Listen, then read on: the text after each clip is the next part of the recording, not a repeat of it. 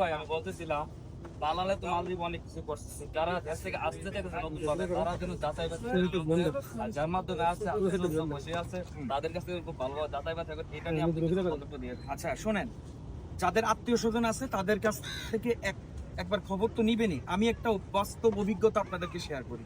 আমি টিপু চৌধুরী যখন মালদ্বীপে আসছি, যেদিন আসছি ওই দিনের কালার আর আজকের কালার কিন্তু এক না, আমার বডির কালার। বাস্তবতা, আমি কিন্তু ঘুরতে আসছি, এখানে অ্যাশ করতে আসছি, নিজের টাকা খরচ করে কি করতে আসছি, মজা করতে আসছি। আমার চামড়া কিন্তু কয়লা হয়ে গেছে 4 দিনেই। আর আপনি এখানে আসবেন, আপনি মনে করবেন আপনি ওই যে ফার্মের মুরগি আছে না, বাংলাদেশে ফার্মের মুরগি আছেন, এখানে আসার পর ভাই দেশি হয়ে যাবেন, শুটকি হয়ে যাবেন। তাইলে আবার চিন্তা করে দেখেন আপনি কিভাবে এখানে আসবেন।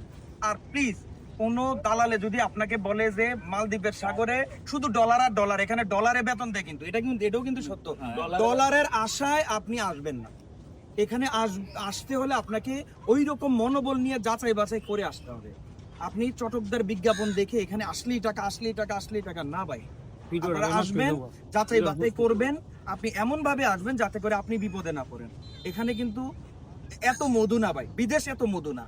তো আপনি যাচাই বাছাই করে যদি একটা ভালো লোকের মাধ্যমে আসতে পারেন, ফাইন, কোনো প্রবলেম নাই কিন্তু। হ্যাঁ, যেমন বাংলাদেশে আমি একটা উদাহরণ দেই, বাংলাদেশে যাই আমি প্রথম একটা 2-3টা দোকান, আমি কোরিয়া থেকে যাওয়ার সময় প্রায় 5 কোটি টাকা নিয়ে বাংলাদেশে গেছিলাম। 5 কোটি টাকা নিয়ে 4-5 দিনের ভিতরে আমার 5 কোটি টাকা শেষ। কিটা করছে, অমুক মার্কেটের দোকান এইটা ওইটা কইরা বুদ্ধি এমন ভাবে দিছে, মানে এই বুদ্ধি আমার জীবন শেষ হয়ে গেছে। এই দোকানও এমনও পাই নাই, উদ্বোধন কবে হইব জানি না। তো এই প্রতারকদের ফান্দায় পড়ে দয়া করে আপনারা কেউ পথে বসবেন না, এটাও আপনাদের কাছে আমার অনুরোধ থাকবে।